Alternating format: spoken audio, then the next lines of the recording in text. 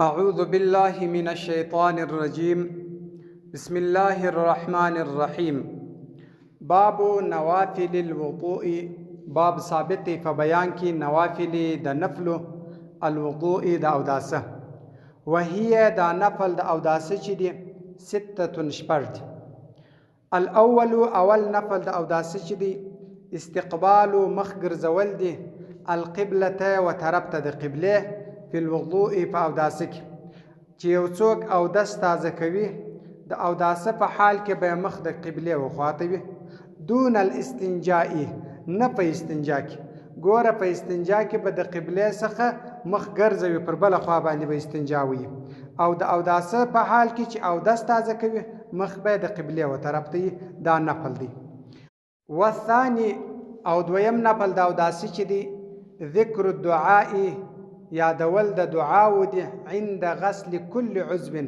په وخت کې د پرمنځلو د هر اندام چې هر اندام پرمنځي په هغه وخت کې به دعاوي کوي د هر اندام سره به دعاوي کوي والثالث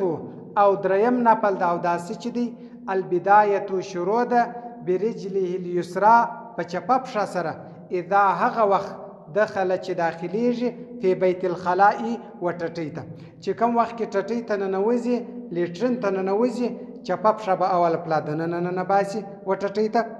واذا خرج چې کوم وخت کې راوځي د ټټی څخه بیرته یبدا شروع بکی برجله اليمنى پر استه پښه سره چې د ټټی څخه بیا واپس راوځي بیرته پر شا باندې بیا به راسته پښه اول را باسي ګوره ټټی ته چې ننوځي چپه پښه به نه باسي اول چې راوځي اول به راسته پښه را باسي والرابع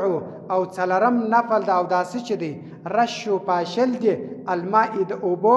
علی سراویلی پر پرتاګه باندې چې کوم وخت اودس تازه کی بیا بل لږ اوبه راواخي په لاس کې به دی توکي پر د لاسونه په پلاند کې پر د پرتاګه باندې به د اوبه دی راو پاشي دغه اوبه پاشل دا نفل د اوداسه دی والخامس او پنځم نفل د اوداسه چې دی مسح ده یدی د لاس على الحائط پر دیواله باندې بعد الاستنجاء ورسته د استنجاء بالماء په اوبو سره چې یو څوک په اوبو باندې استنجاء ووي بیا ورسته د استنجاء سبا د لاس د چپلاس خو استنجاء په چپلاس ویل کیږي د چپلاس په پر دیوال باندې دی ومرجه مسح به کی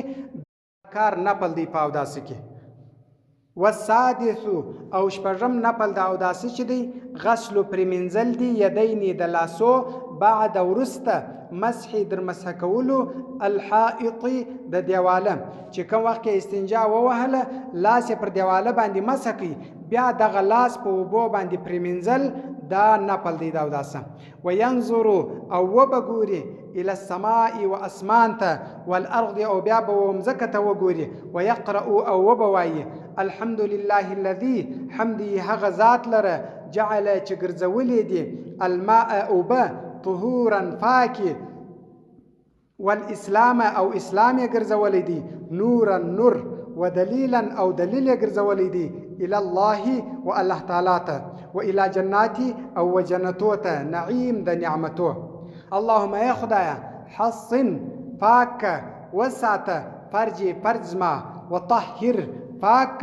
قلبي زړزما ومحس لرك نستك ذنوبي گناهونه زما دغه دعای به وای چې استنجا ووهله لاس پر دیواله باندې تیر کی دا لاس بیا په پاکو بو باندې پریمنځي بیا بل وړو اسمان ته وګوري بیا به ومزکه ته وګوري بیا به دغه دعا وای چې دغه دعای وویله بارنو دغه د اوداسه نفل دی صدق الله العلی العظیم